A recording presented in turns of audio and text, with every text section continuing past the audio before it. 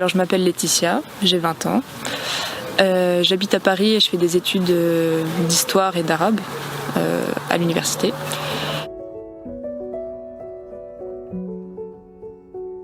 Le principe du camp, c'est que ça soit un maximum autogéré et que chacun participe au bon fonctionnement du camp.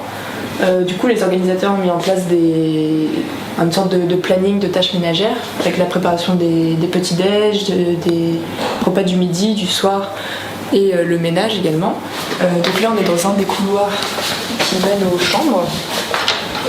Donc c'est des chambres de 2 à 8 couchages. Donc ici, c'est la salle de réunion où on installe toutes les chaises, parfois on peut projeter au mur. Et donc il y a eu plusieurs conférences dans cette salle, notamment une petite formation sur les mouvements lycéens, l'histoire de ces mouvements. Et donc je suis venue dans ce camp sans trop savoir ce que j'allais y trouver, mais en espérant quand même justement me relancer un peu dans le militantisme, trouver un peu de positivité aussi dans tout ça, et rencontrer de nouvelles personnes, connaître de nouveaux parcours, de nouvelles méthodes. Et voilà, et aussi sortir d'un entre-soi militant strictement parisien et vraiment avoir une diversité de points de vue sur la question. Donc je vous avais parlé de la répartition des tâches. Donc il y a certains qui sont volontaires pour se lever à 7h30 pour préparer le petit déjeuner pour tout le monde. À 8h30 le petit déjeuner commence. 9h30 il y a une séance de yoga quotidienne qu'on pourra voir bientôt. Et voilà, tout le monde prend le petit déjeuner ensemble sous la grange là-bas.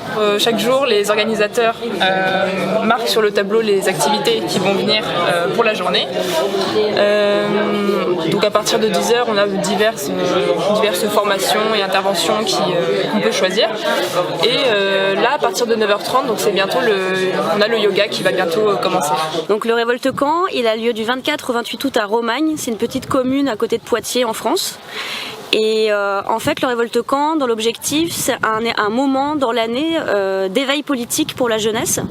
C'est-à-dire qu'on a beaucoup de jeunes qui s'intéressent à des sujets politiques, du lycée à la fac. Et le Révolte Camp, le principe, c'est que ce soit un déclencheur d'éveil politique. En second lieu, ça a un rôle de formation militante, mais pour moi, le premier objectif du Révolte Camp, c'est de mettre une jeunesse très diversifiée ensemble dans un espace qui a un intérêt pour la politique, mais qui, ensemble, en socialisant et en se rencontrant et en discutant, vont échanger leurs différentes expériences. Et ensuite, ils vont participer à des ateliers où on a différents types de parcours et de sujets comme l'écologie, le féminisme, le social. Et le but, c'est que certains de ces sujets qui sont au cœur de notre actualité puissent les interpeller et ensuite leur donner envie de s'intégrer dans différentes luttes dans l'objectif global de changement de société. C'est totalement une stratégie pour préparer les combats de demain parce qu'en fait, on est dans une société où on est dans un système libéral extrêmement prégnant avec des acteurs forts, très organisés. Le système libéral, il est en place et il est défendu très fortement par différents acteurs. Et nous, parfois, on se sent tout petit, on a l'impression qu'on ne peut pas arrêter la machine et qu'on ne peut pas apporter des nouvelles solutions pour le monde de demain. Et l'idée, c'est aussi de remotiver ces gens-là qui peuvent avoir un peu de désespoir par rapport à la situation mondiale et qui se disent personnellement, je peux rien faire pour la société dans laquelle je suis, et leur montrer qu'on a des éléments et surtout qu'on fait partie d'un tout, d'un commun, d'un ensemble de gens qui veulent changer les choses et qu'il faut qu'on se mette en ordre de bataille parce qu'il y a l'échéance de 2022 qui arrive et que nationalement ça a beaucoup de poids, cette échéance c'est très important. Et donc du coup l'idée c'est que les jeunes ils se disent c'est maintenant que j'agis pour les moments à venir. Donc là il est 10h, les ateliers sont en train de commencer et moi je vais me rendre à un atelier sur la prise de parole en public. Donc on y va, c'est parti. Ce qui est trop cool dans la parole, c'est que c'est gratuit. Genre trop bête, mais genre en fait dans tous vos outils de communication, très souvent il faut payer. Ou alors il faut être dépendant d'une plateforme. Vos téléphones, vous êtes dépendant du téléphone, de la machine, des services qu'il y a derrière. La parole, c'est un des rares trucs qui est gratuit et totalement indépendant. Et genre beaucoup de gens savent parler. Incroyable. Genre c'est vraiment le truc le plus universel, c'est quand même la parole. Et enfin c'est un truc de fou, c'est genre dans ce milieu capitaliste où tout est vendu, la parole c'est gratuit. Je milite essentiellement pour les causes féministes et pour les personnes migrantes. Mais avant tout dans des associations et moins dans des stratégies strictement militantes. Et ce que je recherchais justement dans ce camp, c'était de pouvoir un peu diversifier mes approches, mes méthodes, et aussi sur d'autres d'autres sujets que ceux sur lesquels je milite habituellement. Je suis venue dans ce camp à un moment où j'étais un peu lassée du militantisme, un peu par défaitisme, parce qu'on a tendance, quand on milite beaucoup, à plus on en fait, plus on voit tout ce qui reste à faire, et à être un peu submergé par tout ce qu'on a et à se sentir un peu coupable d'absolument tous les problèmes du monde. Ouais, je trouve ça compliqué de s'investir, on s'investit pleinement, un peu trop même, et de trouver des limites et de voir vraiment l'utilité de ce qu'on fait. Même si on en a une concrète dans la vie de tous les jours, mais... C'est usant, non? Ouais.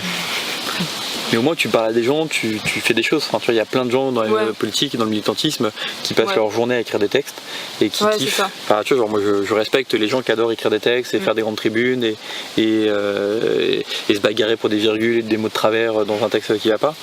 Et tu te dis, moi j'ai fait ça pendant longtemps, et à un moment tu te dis, mais en fait, j'ai passé 1 an à écrire un texte et me battre pour faire adopter un texte dans un congrès obscur ou naissant. Pourquoi j'ai fait ça, quoi? Enfin, pourquoi je me suis donné autant mal? Là quand même c'est vachement bien. Tu peux être fier de ce que tu as fait, non? Enfin, les migrants, les machins, c'est pour ça que je préfère l'associatif au militantisme strict. Enfin, c'est plus sur le terrain, plus concret, tu vois vraiment plus l'impact de ce que tu fais, quoi. Tu vois le résultat, c'est beaucoup plus motivant, plus gratifiant et peut-être plus prenant, ça peut-être plus prendre les tripes, non? Ouais, émotionnellement c'est beaucoup plus usant du coup, parce que tu vois vraiment des situations hardcore.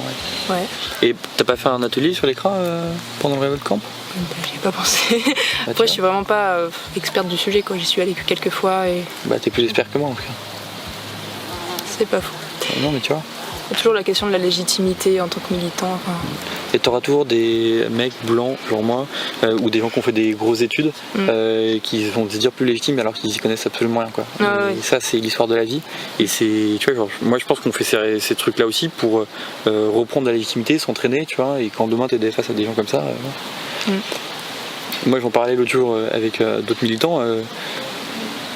J'ai appris à avoir confiance en moi quand j'ai vu des gars qui avaient fait Sciences Po Paris dire n'importe quoi devant moi. Et genre, mais vraiment, j'ai vraiment ces gens qui s'habillaient bien, qui t'expliquaient par rapidement, tu comprends, je t'expliquais la vie. Les retraites ça marche comme ça. Et le mec tu disais n'importe quoi, mais il le disait avec tellement de conviction que tout le monde y croyait. Et à un moment tu disais mais attends, moi j'ai lu ça, j'ai vu tel truc, mon syndicat il m'a dit tel truc, il m'a dit tel chiffre. En fait tu dis de la merde, tu vois. Le mec il bouge pas, il arrive à grand soirée. Et à un moment tu dis mais en fait ta gueule, enfin, tu vois genre comment ça se passait. Donc voilà, faut parler, faut apprendre à parler, faut tester. Tu te plantes à ton premier atelier, le deuxième aussi, puis le troisième, tu te fais applaudir, quoi. Et voilà, quoi. Puis j'ai rencontré beaucoup de personnes adultes, je suis adulte aussi, mais voilà. Même de professeurs d'université qui me parlaient comme si le militantisme c'était un truc de jeunesse quand t'es étudiant et après tu te cases un peu et tu te calmes. Après t'as un vrai truc, 29-30 ans, tu commences à avoir ton premier gamin, tu commences à avoir ton premier boulot où t'es mal payé, puis tu payes tes impôts là-dessus, et quand même tu payes beaucoup d'impôts quand même. Et en fait t'as des vrais stats sociologiques qui montrent qu'à partir de 29 ans, 28-29 ans, les gens se droitisent, vénèrent, et changent leur autant de 18 à 25 ans t'as plutôt, le vote jeune il est plutôt à gauche. Et après 30 ans, t'as un truc hyper à droite qui arrive. Surtout au niveau de la crise écologique, j'ai l'impression qu'il y a beaucoup vraiment une anxiété à ce niveau-là qui devient quasiment existentielle. Et de gens qui ont vraiment énormément de mal à se projeter dans l'avenir à cause de ça. Et donc forcément, ça devient difficile pour beaucoup de militer et de voir une issue positive à tout ça. Une expression que j'aime bien, qu'un mec très intelligent avait dit, c'est que la politique à un moment rentre dans ton corps. Et il prenait l'exemple des lacrymos et des gilets jaunes en disant en fait il y a plein de gens qui se disaient ni politique et puis du jour au lendemain ils ont les lacrymos qui rentrent dans le corps et en fait c'est la politique qui rentre dans ton corps.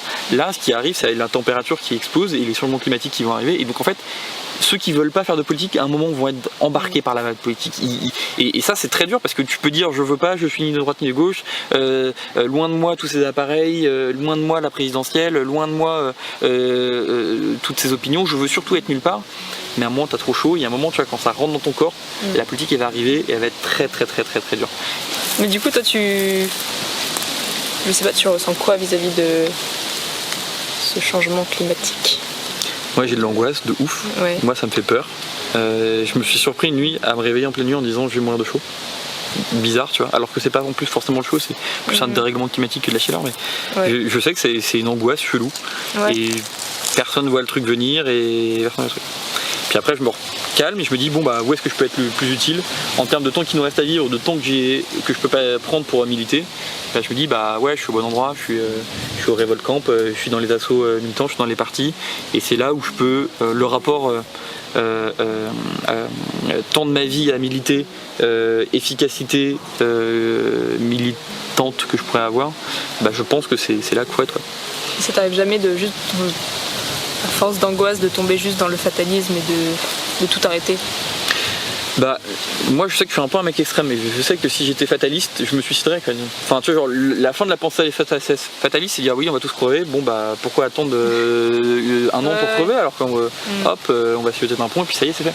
Donc j'arrive pas à avoir comment dire, j'arrive pas à me morfondre. Enfin je me morfonds, ça m'arrive d'avoir des phases de déprime, on a tous eu des phases de déprime, mais en fait c'est l'énergie perdue la déprime. Enfin ça peut paraître bizarre de dire ça, c'est un peu étonnant, mais prendre trop de temps à déprimer n'améliore la situation ni pour toi, ni pour le monde, ni pour personne d'autre. Et je préfère, tu vois, me battre même si je n'y arrive pas, plutôt qu'attendre et être malheureux sur moi-même à regarder le nombril en disant ah on va tous mourir, ça va pas, etc. Au moins je me dis bon j'aurais tenté un truc, j'aurais tenté de sauver le monde, bon je serais arrivé à moitié, un peu peut-être, machin, je sais pas, voilà. Au moins ça donne du sens. En fait militer donne du sens à ta vie, je trouve. Oui, carrément. Alors que déprimer... Mais il y a je crois qu'il y a des psychologues qui sont en train de vraiment théoriser limite un nouveau trouble mental qui s'appellerait l'éco-anxiété, qui est de plus en plus présente surtout chez les jeunes. Et qui dépasse la simple déprime, mais juste vraiment c'est trop omniprésent pour avancer quoi. Faut y aller, faut pas lâcher. N'a que ça à faire. Oui, c'est pas faux. Ça à faire, gagner de l'argent, mais du coup faut gagner de l'argent pour bouffer, et puis le reste de ta vie, on a une vie sociale, pardon. On ne va pas nier non plus le fait qu'on a des potes, qu'on a des copains, des copines, qu'on a des relations d'amitié, d'amour, etc. Et qui peuvent être beaucoup dans le militantisme aussi. Qui peuvent aussi parfois beaucoup, un peu trop être dans le militantisme. Mais là, En tout cas, moi j'ai appris peut-être un truc de vieux militant, c'est que j'ai appris à avoir une vie sociale en dehors du milieu militant. Parce qu'il y a eu une époque de ma vie où je n'avais que des amis militants, et genre à un bout d'un moment tu deviens débile, quoi. Enfin tu deviens sectaire. Ça c'est un des trucs qu'il y a souvent chez les jeunes, c'est qu'ils rentrent en politique. Souvent le schéma type c'est quelqu'un qui sort de sa campagne, qui arrive dans une nouvelle ville, qui a peur de pas se faire de potes, qui rentre dans le milieu du militantisme, qui commence à avoir plein de potes, à avoir de l'influence, à avoir une réflexion, et sa vie tourne autour du militantisme parce qu'il a plus que ça, parce qu'il est loin de ses parents et loin de son cercle habituel. Et du coup il fait 2 ans, 3 ans, et évidemment toute sa vie est construite autour de ça, et c'est hyper dangereux parce que si jamais pour une raison X ou Y son asso pète, on parlait d'histoire de cœur, tu te sépares de la personne avec qui tu as monté tel orga, tel machin, et finalement elle veut plus te voir, et du coup tu peux plus retourner dans ce milieu là, tu perds toute ta vie quoi. Je pense que mon truc à moi en tout cas c'est d'essayer de trouver un petit équilibre entre vie militant, vie perso, travail aussi, avoir un boulot, enfin tu vois genre combien ont juste cramé leurs études pour la cause militante, enfin, genre non jamais quoi. Enfin, je sais pas, moi j'ai été souvent avec des militants plus âgés, plus expérimentés, et du coup c'est hyper intéressant, mais il peut y avoir cette tendance à se culpabiliser en mode ils font tellement de choses, pourquoi moi j'arrive pas à faire autant, pourquoi j'arrive pas à tenir autant le coup, à être aussi productive et aussi utile. Alors que le fait de connaître d'autres gens qui eux ne font rien, enfin ce qui n'empêche pas qu'ils soient politisés, et voilà, mais ça, même juste en termes de santé mentale, ça peut être très très reposant quand même. Et déculpabilisant. Je suis tout à fait d'accord avec toi. Enfin, il y a des militants qui ont une force de travail et une force d'implication qui est très forte, qui est souvent un peu dangereuse. Des gens qui font que ça, il y a un truc qui va pas dans leur vie. C'est que c'est aussi pour combler. C'est aussi pour combler un truc qui va pas, et à un moment il y a un réveil qui arrive, tu vois, et qui est un peu compliqué à gérer en général, la transition. Tu vois, je te parlais du réveil des 30 ans en disant j'ai 27-30 ans et genre je me réveille et en fait j'ai envie de changer de métier parce que j'ai trop vu ce truc là et donc je sais plus quoi faire de ma vie. Pas simple à reprendre. Et après il y a un autre truc aussi, c'est que moi je me rappelle de quand j'étais à 19 ans, je savais pas ce que c'était qu'un agenda, je savais pas ce que c'était que organiser une réunion, genre fixer une date pour une réunion, genre j'arrivais pas, mais vraiment tu vois, genre j'arrivais une demi-heure en retard à tout, et en fait tu te fatigues aussi beaucoup plus quand t'es jeune parce que t'es désorganisé, et ça c'est un truc de vieux, c'est que t'apprends à t'organiser et tu vois, faire des réunions qui commencent à l'heure, pas partir dans tous les sens dans les trucs, être efficace quand tu parles aux gens, arriver à l'heure en manif, tu vois, des trucs de vieux. Mais ça te repose après. Salut, je m'appelle Florent Marché, j'ai milité avec les Democratic Socialists of America, les socialistes démocratiques des États-Unis, en 2020, et on a mené la campagne de Bernie Sanders et de plusieurs candidats locaux au niveau local au Texas, un des États les plus conservateurs des États-Unis, dans la ville de Austin. Et on était désencouragés. Il y avait beaucoup de fois, on était désencouragés par les vieux militants qui voulaient rien changer, par les lobbies au niveau local, municipal. On avait dit que on pourrait rien faire pour mener un vrai programme avec la Sécu, avec une bifurcation écologique, avec un SMIC digne, avec des choses basiques quoi. Parce qu'aux États-Unis, on n'a pas beaucoup de choses que les Français ils ont, que beaucoup d'Européens ils ont, la retraite digne, la SMIC assez bien, mais évidemment on a subi toute la puissance des grandes institutions qui étaient contre nous, qui étaient en train de nous dire ouais on peut rien faire, ouais votre programme c'est trop radical, ouais vous parlez trop fort, etc. On disait tout le temps ça. Et il y avait aussi de l'harcèlement pendant la campagne. Notre candidate, premièrement, notre candidate qu'on voulait militer pour sa campagne, elle était harcelée. Et c'est ça qui m'a rendu triste. Mais à la fois, il y avait un tel besoin de mener un combat vraiment socialiste aux États-Unis, digne de ce nom, avec les promesses d'une vraie dignité, une vraie égalité et des vrais programmes sociaux qui pouvaient aider le peuple américain. Et c'est pour ça que j'ai milité avec les socialists aux États-Unis et que je militerai toujours si je serais en France, si je serais aux États-Unis, je militerai toujours pour ces valeurs. Parce que c'est notre devoir moral, quelque part, de lutter même si on est déprimé, même si on est pessimiste. Et oui, moi j'ai l'impression que je pourrais pas ne pas militer, je pourrais pas détourner le regard en permanence et accepter tout ce qui se passe autour de moi sans réagir. Même si évidemment j'aimerais ne pas avoir à être sur tous les fronts. Et j'aimerais qu'il n'y ait pas tant que ça une partition des tâches, ceux qui militent et ceux qui sont inconscients, même si c'est pas aussi binaire que ça. Et j'aimerais bien quand même qu'on puisse un peu déléguer quoi. Mais en soi oui, c'est quelque chose que j'aime faire, mais même si ça m'épuise totalement et que ça peut, pour beaucoup ça peut finir en burn-out, c'est aussi quelque chose qu'on a besoin de faire et qu'on sent...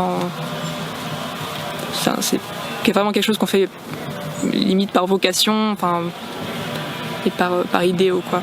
Ah, si, la question c'est pourquoi on milite en fait. Et comment on fait pour toujours se motiver à militer quand on n'y croit plus. Ouais. Et bah moi je peux te raconter une histoire, c'est que j'ai tout raté en politique. Mais vraiment, je me suis fait trahir un nombre de fois incalculable par des gens qui étaient censés être mes compagnons. Il y a un gars, tu vois, je l'ai formé en politique, je lui ai trouvé un boulot alors qu'il avait faim, et le mec m'a trahi quelques mois après. Vraiment la pute de la pute de la pute. Et à chaque fois tu dis mais j'ai donné 3 ans de ma vie à une orga, j'ai tout fait et tout, et à chaque fois tu te fais trahir. Et tu te dis putain, il y a des moments mais vraiment j'ai pleuré déjà parce que j'ai perdu une orga, genre ça m'est arrivé dans la vie. Et tu te dis mais pourquoi j'ai pris autant de temps là-dedans alors qu'au final je me fais baiser, je comprends pas ce qui se passe, des jeunes cons qui ont pas de fond et pas de machin qui reprennent les trucs, et genre pourquoi on perd tout le temps quand on est juste et droit dans ses bottes. Et vraiment j'ai eu des fois et une histoire comme ça, tu vois, genre juste après que ce mec là en question m'avait trahi, 2 mois après je fête mon anniversaire et puis je réinvite un peu 2-3 potes qui étaient dans ce milieu syndical qui m'avaient pas trahi, les 2-3 tu vois, et il y en a un qui me dit ah ouais bah l'asso elle existe plus, par contre j'ai organisé un peu comme le même format, j'ai organisé un truc de distribution de bouffe pour les sans-papiers, c'était pas pour les sans-papiers mais pour les clochards qu'il y avait dans son quartier. Ouais, il me dit maintenant on est 30, on est 50, j'ai repris tous les trucs que j'avais appris à la fabrique dans le syndicat étudiant et je les ai organisés, et puis j'ai refait tout ça, et puis là maintenant on est en train d'écrire un discours politique aussi qui va avec ça, et puis on fait de l'entraide sociale avec tous les gens. Et ce gars-là, c'était un peu le simplet de la bande, tu vois, c'était un peu le gars qui était gentil, mais qui avait un peu du mal à aligner 3 idées, qui avait du mal à parler aux gens et tout, et genre je l'avais pas calculé, il était sympa, tu vois, c'est le gars qu'on invitait comme ça et tout. Bah ma petite victoire elle est là, ma petite victoire personnelle, c'est que genre c'est le gars sur lequel j'avais pas compté, moi j'avais compté sur l'autre qui m'a trahi, avec qui j'ai trouvé du boulot, tu vois, que j'ai payé, enfin, et moi c'est ça ma petite victoire, c'est que tu crées des assos, tu crées des orgas, tu amènes des gens dans un projet, ils bossent, t'as un connard, et puis le connard en fait il meurt très vite, parce qu'après il fait pas ce truc, mais par contre le gars qui est bien, lui il a remonté une asso, il aide vraiment des vrais gens, et ils doivent être 50 maintenant dans son asso, et voilà. Et donc là c'est ma fierté, c'est-à-dire que j'ai pas réussi, mais j'ai formé des gens qui demain font des trucs stylés. Ok, et c'est plus dans le syndicalisme, c'est pas politique, c'est plus la bouffe, mais c'est stylé ce qu'il fait, tu vois. Et ça c'est ma fierté, tu vois. J'en suis content. Même si c'est des petites victoires, je pense qu'on est obligé de se raccrocher à ça un peu dans le militantisme, parce que c'est vraiment du travail de fourmi quand même. Mais il faut pas désespérer. C'est trop bien. Enfin, il n'y a rien qui s'est passé quand des gens. Enfin, comment dire, il n'y a rien qui survient par nature, il n'y a rien qui nous tombe dessus comme ça, machin. C'est parce qu'il y a des gens qui ont gueulé à des moments précis de l'histoire, il y a des gens qui ont dit non, lâche pas, on y va. C'est parce que tu as des gens qui ont dit bon bah on se réunit, on avance, on va écrire, qu'il s'est passé des choses. Enfin, tu vois, genre, s'il n'y avait pas eu des gens qui avaient dit bah on organise des grèves après l'élection en 1936, bah il n'y aurait pas eu tout ce qui serait arrivé après. S'il n'y a pas eu des gens qui ont dit non, la peine de mort c'est de la merde, et que les gars, enfin la peine de mort, ils ont lutté pendant 100 ans, tu vois, avant de la mettre en place.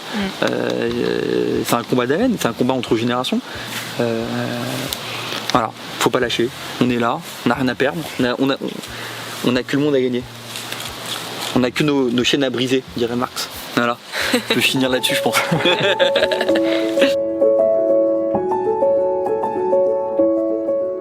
Je sais pas, moi je suis arrivée dans un moment où j'étais un peu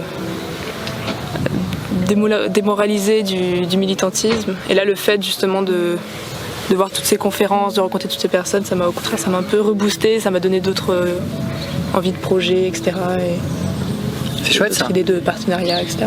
Et à ton avis, ça sert à quoi en général un camp comme ça ? Toi, tu vas parler de ce que toi tu as en retiré, et qu'est-ce que tu penses que en général les gens en ont retiré ? Est-ce que c'est assez similaire ou est-ce que tu as observé d'autres éléments ? Les gens sont pas tous venus pour la même raison, je pense. Et c'est bien parce que c'est quand même assez vulgarisant pour les gens qui... Enfin, il y a des personnes mineures qui avaient aucune attache avec le militantisme avant et qui là ont découvert je sais pas, certains sujets, certaines approches et qui sont maintenant motivés pour revenir ou pour faire des actions, etc. Donc ça c'est déjà super, mais même pour les militants aguerris, c'est quand même hyper adapté, je trouve. Donc chacun y trouve quand même son compte. Il n'y a pas eu de... comment dire d'agisme, vous n'avez pas ressenti à un moment le fait que des gens liés à leur âge essayent de dire bah voilà, j'ai forcément raison parce que j'ai de l'expérience et je suis plus âgé. Est-ce que ça a été ressenti, disons, des fois ou est-ce que ça allait, c'était équilibré ? Non, j'ai trouvé que s'il y avait des inégalités entre guillemets, c'était vraiment en fonction de l'expérience mais pas tellement de l'âge. Enfin, j'ai rencontré des lycéens qui avaient dans certains domaines plus d'expérience que moi. J'ai rencontré des vieux militants qui, je sais pas, dans mon domaine à moi, n'avaient pas d'expérience. Du coup, il y avait quand même un échange, même si eux étaient dans le militantisme depuis bien plus longtemps. Ok. Et en quelques mots, si tu avais juste à dire un mot de fin sur ce camp, c'est quoi tu te sens comment après tout ça ? Vraiment, pour moi en tout cas, je pense que le mot c'est vraiment remotiver et un peu repositiver. Je sais pas si le mot existe, mais ouais, ça m'a vraiment donné envie de faire de nouveaux projets. Et c'est ça que je cherchais à la base, donc c'est parfait.